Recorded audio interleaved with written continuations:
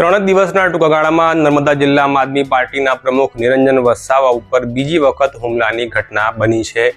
મળતી માહિતી મુજબ ગઈકાલે રાત્રે 8 ડિસેમ્બરે તેઓએ ગામમાંથી પોતાની પાર્ટી મીટિંગ કરીને પરત ફરી રહ્યા હતા। પોતાના વાહનમાં ત્યારે તેમના વાહન ઉપર પથ્થરમારો કરવામાં આવ્યો હતો। તેમની સાથે જે ઘટના બની છે આ ઘટનાને લઈને તેઓ નાંદોદ તાલુકાના આમલેથા પોલીસ મથકે પહોંચ્યા હતા અને ત્યાં તેમણે 4 લોકો સામે ફરિયાદ નોંધાવવામાં આવી છે। ત્યારબાદ તેઓ આજે નર્મદા જિલ્લા પોલીસ વડાને મળ્યા છે અને પોતાને રક્ષણ મળે તેવી પણ તેમણે માંગણી કરી છે। વધુમાં શું કહી રહ્યા છે સાંભળી લો તેમના શબ્દોમાં।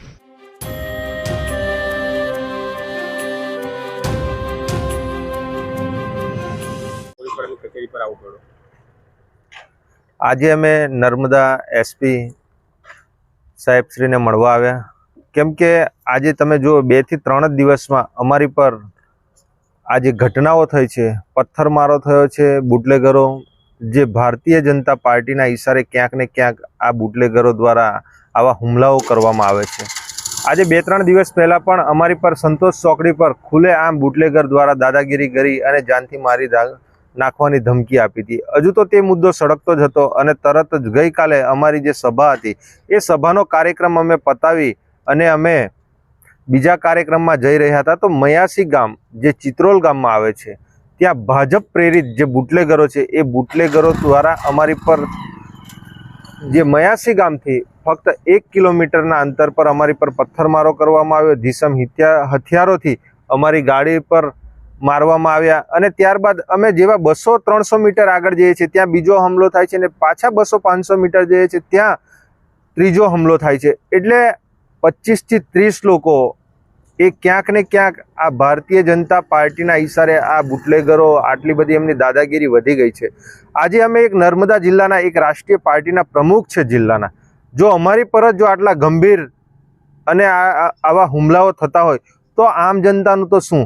એટલે આજે જે નર્મદા જિલ્લાના જે વડા છે એમને અમે મળવા આવ્યા કે જો આજે અમારી જો સુરક્ષા અને અમારી જો સલામતી ના હોય તો આજે આમ જનતાનું તો શું।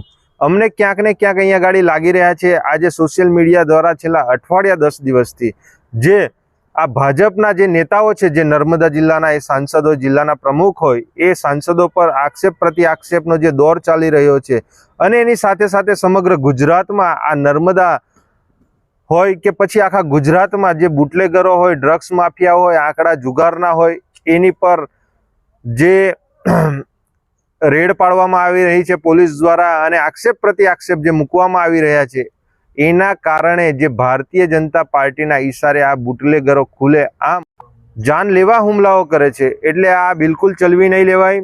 નર્મદા એસપી સાહેબશ્રીને મળીને અમે વાતચીત કરી છે કે સાહેબ આમની પર કડકમાં કડક શિક્ષાત્મક એવા પગલાં લો, એવો દાખલો બેસાડો કે જેથી કરીને આવનારા દિવસોમાં ભારતીય જનતા પાર્ટીના બુટલેગરો હોય કે એમના નેતાના કે પછી એમણે મોકલેલા જે બુટલેગરો હોય એ બુટલેગરો જે આવા કૃત્યો કરે છે આવનારા દિવસોમાં અમારી પર અથવા તો કોઈ પણ સામાન્ય વ્યક્તિ પર ના કરે અને એમની પર કડકમાં કડક એક્શન લેવામાં આવે। એટલે જિલ્લાની તમામ પોલીસ ટીમને એ બાબતે સૂચના આપવામાં આવે એવી અમે આજે નર્મદા એસપી સાહેબશ્રીને માંગણી કરી છે। અમે એસપી સાહેબને કીધું છે કે અમને પોલીસ રક્ષણ પણ આપવામાં આવે। આજે અમે રાષ્ટ્રીય પાર્ટીના અને નર્મદા જિલ્લાના પ્રમુખ છે, જો અમારી પર જ આવી રીતે 2 દિવસમાં આવી ગંભીર ઘટનાઓ થઈ છે, અમારી જે આ ફોર્ચ્યુનર ગાડી છે એ ગાડી પર આજે એવા ઘા છે કે આખી જે દરવાજાની જે બાજુમાં છે એ આખી પ્લેટ ફાડી નાખવામાં આવી છે। તો એવા ભીષણ હથિયારોથી આ હુમલાઓ કરવામાં આવ્યા છે, પથ્થરમારો કરવામાં આવ્યો છે। બિલકુલ આ એકદમ પૂર્વ આયોજિત પ્લાનિંગ દ્વારા આ કરવામાં આવ્યું હતું। 8 વાગ્યાની ઘટના છે, 8-8:30 વાગ્યાની ઘટના છે।